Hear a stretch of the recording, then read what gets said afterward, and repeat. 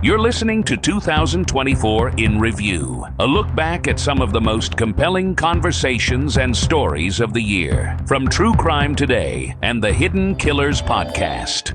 This is the Hidden Killers Podcast with Tony Brueski. Featuring former FBI Special Agent and Chief of the Counterintelligence Behavioral Analysis Program, Robin Dreeke.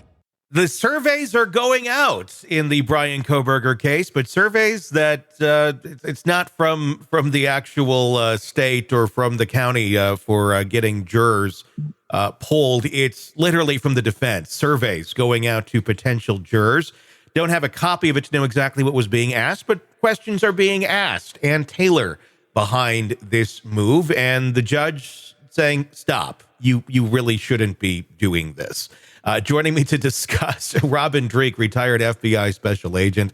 I don't know. I mean, I know this type of action has occurred in other cases before where surveys will go out, but it does seem a little bit bizarre that the defense is throwing them out there. It appears they're trying to make a point of saying, see, it's going to be a biased jury pool here in the county as they continue to campaign for moving the trial.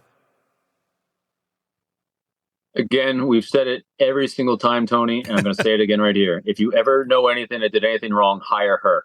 Yeah, yeah. She is throwing everything at the flagpole she possibly can to have them take it down. It's. I thought the judge did a really good job ruling on this too, or looking at it, and that is, yeah, okay. So it might be biased here, but because of the coverage it's got internationally, you're wasting your time trying to find an unbiased jury pool on this one. I think because everyone has been exposed to it.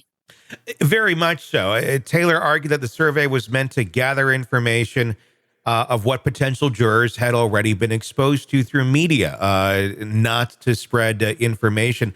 I mean, just the fact that she's doing this in this county, it's causing kind of a little stir up. I'm sure people going, did you get that survey? I got the survey. I mean, isn't that in itself kind of tainting the jury pool? I mean, or at least adding a little bit more ink to the pool of like, it's already got a lot in there. Like, quit putting more dye into the water.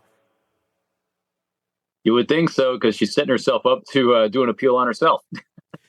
Really? I mean, it is. It's like, if you're not, it just kind of feels like a move. Like, if you're not going to move this trial, we're going to try and convince you to, or find a way where you almost have to. I mean, can a defense taint the jury pool on purpose in an area that the judge wants to keep it in? I mean, I know you probably can't or shouldn't be doing that, but I mean, I guess it can be done inadvertently. So again, so let's go to the core of what I think she's trying to do. She's trying to save his life. Yeah.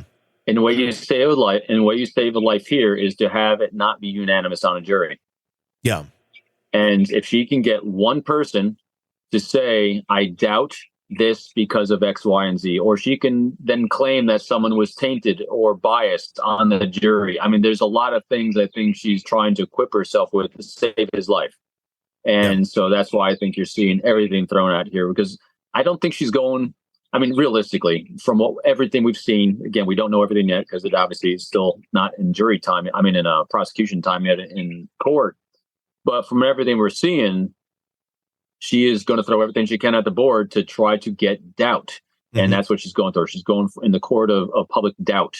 And that's not public opinion on this one. I think she's going for public doubt, which is going to save a life potentially. Yeah, I mean, that seems to be the goal here. I mean, we're seeing, reports that she had mentioned that the defense expects to have 400 witnesses and then a wide array of evidence. How do you have 400 witnesses? I mean, I know you have a list, and certain ones get pulled from the list. Are we stating 400 on the list, or is she literally saying we're going to make this one hell of a dog and pony show?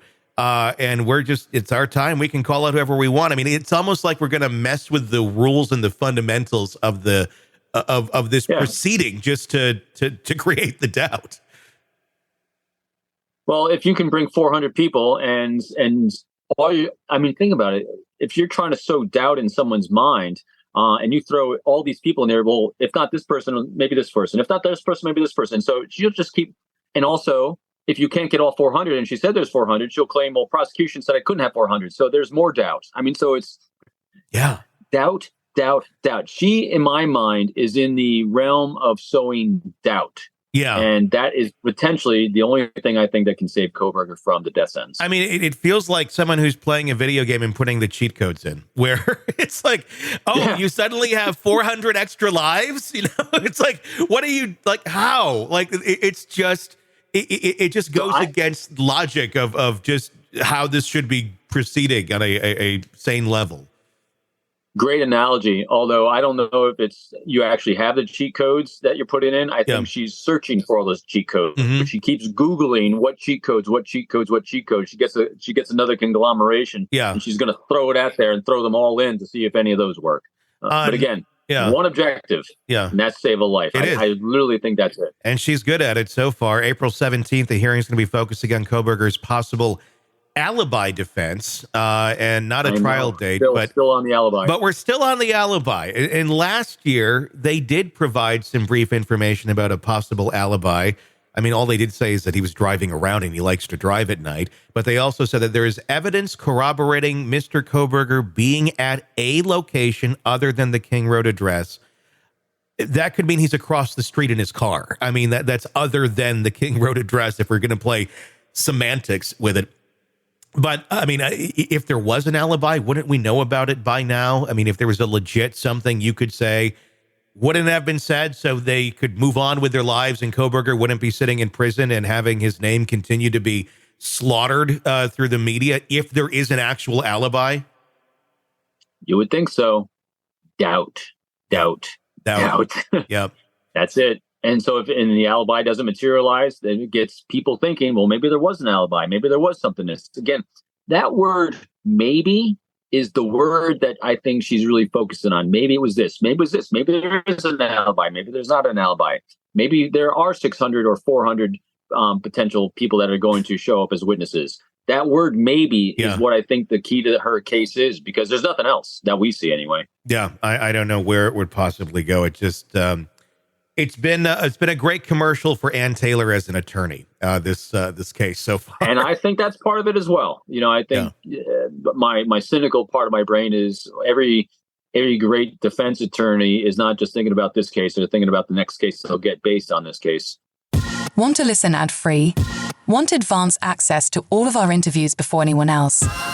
Become a True Crime Today Premium Plus subscriber on Apple Podcasts. You get every episode commercial-free. So you can binge on true crime until you can binge no more. Search True Crime Today Premium Plus on Apple Podcasts now, or go to our podcast page and sign up now. More of the Hidden Killers podcast next.